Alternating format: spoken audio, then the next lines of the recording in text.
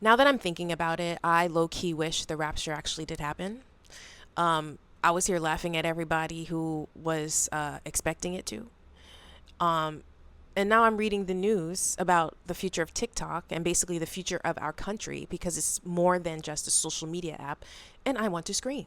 I want someone to beam me up and get me off this planet because Earth is ghetto.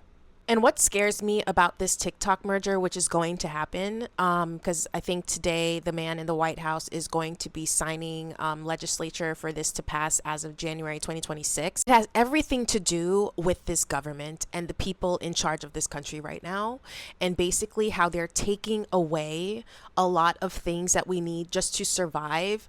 And a big part of that is community. Now it's going to be about control and propaganda. So if you haven't heard, the US government under Agent Orange is pushing through a forced sale of TikTok to who? US and Israeli investors. And leading the deal is Larry Ellison, the billionaire behind Oracle and who actually just did that big merger with Skydance Paramount. And he also has deep stakes in CBS, MTV, Nickelodeon, Comedy Central, Showtime, and more. Even circling around Warner Brothers Discovery, which owns CNN, HBO, and Discovery Channel. So he's basically trying to take over the world, like Pinky in the Brain.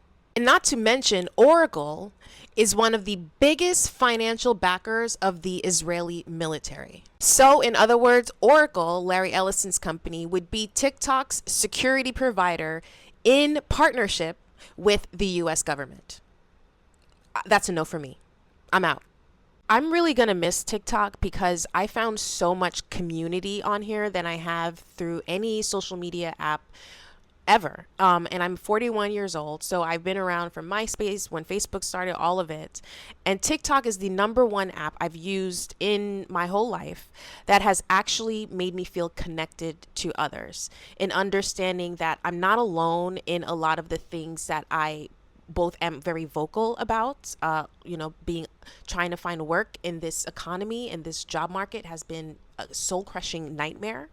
But then there's also the part where I could feel seen in all of the nerdy stuff I like, and interior design and different dishes and different shows I'm watching, and I could have a community there and having that connection with others that I'm not finding in my real life because everything feels so isolated. And it's so scary considering that just last week / this week, the whole debacle with free speech, Jimmy Kimmel getting kicked off the air by ABC because of the threats, essentially, by Brendan Carr, the head of the FCC, in that he didn't like what Jimmy Kimmel had to say when he pointed out Agent Orange's reaction to the podcaster that passed away versus like how excited he was about his ballroom. Where millions of people canceled not only their Disney subscriptions in terms of streaming, but they've canceled weddings, annual trips, memberships. Like they lost billions of dollars in this, and now they're will raise the fee for the monthly service charge for those who are still on their plan or those who want to come back. It all circles back to capitalism. This TikTok deal is worth $14 billion. And now essentially is going to be a MAGA Israeli-led propaganda machine. Like I said, I'm out once that happens. With the whole Jimmy Kimmel thing, that's one thing, right? That's in the public domain. But if I were to make a TikTok, or anybody to make anything about anybody in the public sphere, in the public eye, the government, the president, the congressman, you will be silenced if they don't like what you have to say on that app, on this app, TikTok. Like, this administration is outwardly threatening these millionaire comedians that have their late night talk shows, or anyone who speaks against or speaks ill of this administration because all the messed up things that they're doing to the people of this country. The guy in the White House admitted at that rally the other day for the podcaster that he hates his opponents. So he hates more than 50% of this country. He does not want to see more than 50% of this country do well at all. He doesn't want to hear what you have to say. He doesn't want to know what you think. He doesn't care how you feel. He doesn't care that you're struggling.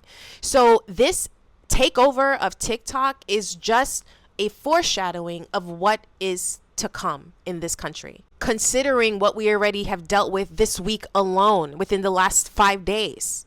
So if a MAGA-led government has people scooping up people in the streets while they're wearing masks, refusing to identify themselves, what do you think they're going to do with this source of information, of community, of news, of culture? It will be suppressed. It will be silence. You won't see Gaza, you won't see dissent, and you won't see truth. All of this is about power, control, capitalism, greed.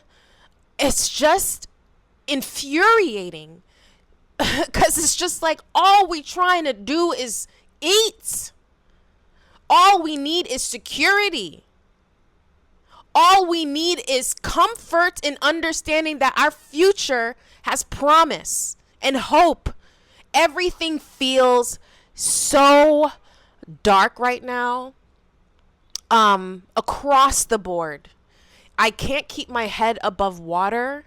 And when news like this comes out, it just makes me even more hopeless for the future.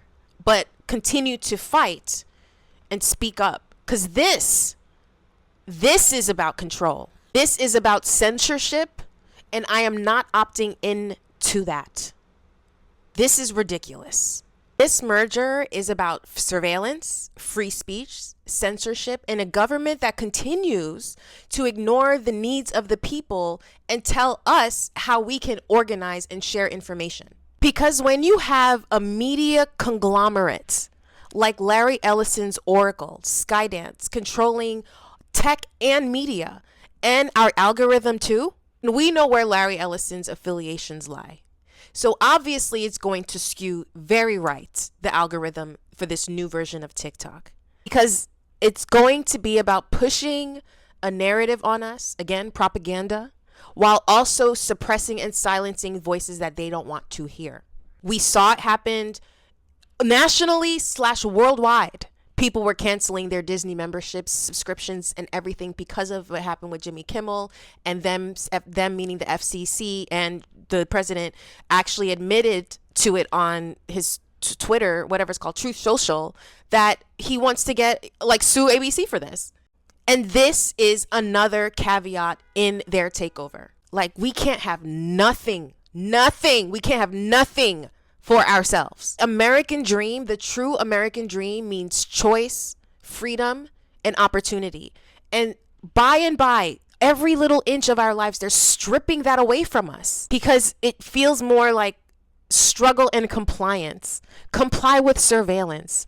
Comply with suppression of free speech. Comply with systems that punish you for speaking up. We deserve better than this. I'm tired.